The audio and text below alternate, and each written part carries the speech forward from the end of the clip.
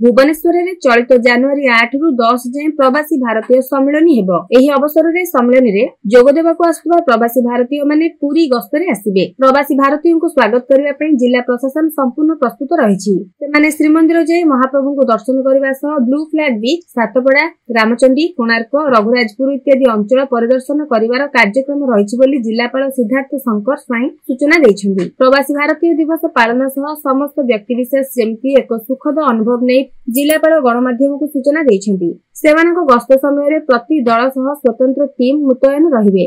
एथिपई जिला प्रशासन पक्षरु व्यापक प्रस्तुति करा जायछि। विशेषकर पुरी सहर स्वच्छता रक्षा श्रृंखला ट्राफिक नियंत्रण प्रति स्वतंत्र दृष्टि दिया जायछि। स्वर्णाभ बेलाभूमि रे बालुका कला पुष्प प्रदर्शनी, खाद्य मेला, काइट फेस्टिवल, बीच स्पोर्ट्स, पॉलिसी मेला सह मनोज्ञ सांस्कृतिक कार्यक्रम आयोजन करा जायछि। प्रवासी भारतीय माने एक सुंदर और सुखद अनुभूति नै फेरिबा पई जिला प्रशासन संपूर्ण व्यवस्था करिछि बोली जिलापाल सूचना दैछन्ति। पुरीवासी मध्ये एही आम महान परंपरा आधार रे प्रवासी भारतीय मानकु अतिथि देव भव न्याय रे स्वागत और शुभेच्छा जणाइबाकु जिलापाल अनुरोध करछन्ति। हमर श्री नीलाचल निकुल कलागायक परिषदर 47तम राज्य स्तरीय सम्मेलन ए वर्ष पई पुरी श्रीक्षेत्र रे मुक्ताकाश रंगमंच रे अनुष्ठित हेबाक जाउछि। ता जनवरी 8-9 2025 2 दिन तक अनुष्ठित हेबो।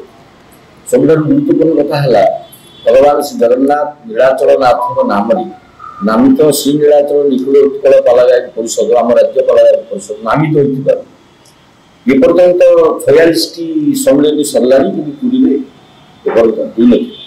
तो यहाँ आम बेसी आनंदर विषय जे पुरी धाम रे श्री जगन्नाथ उद्देश्य आमर समस्त ओडिशार सब जिला पाला गायक गायिका बाधक पालिया सबू पाला कर्मी सहयोगी कर्मी माने समस्त विभिन्न उन्नत पाला मंचर कर्मकर्ता मान उपस्थित हे बहु विद्वान दादी पाला गवेषक जगन्नाथ संस्कृति गवेषक समाज में विभिन्न संस्कार सृष्टि करथिबा व्यक्तित्व माने एवं पूजक पद्मश्री बाबा बलिया कार्यक्रम उद्घाटन कर कार्यक्रम स्थिर रही और ये संपर्क में प्रथम स्वागत जनाऊँगी।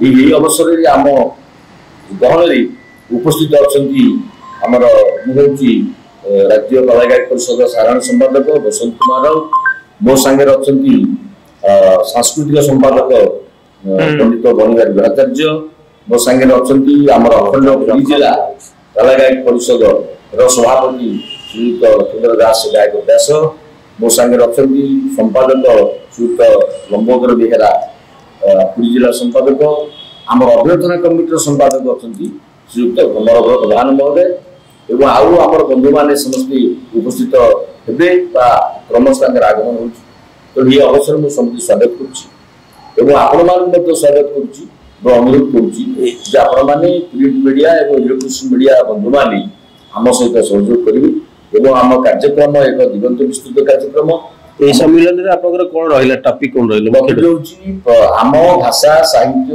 संस्कृति धर्म सुरक्षा रे पाला संस्कृति तो ये भी करे जो आलोचना हम धरिक खबर कागज इलेक्ट्रोनिक्स मीडिया सहयोग कामना कर सफलता आम समस्त कामना कर।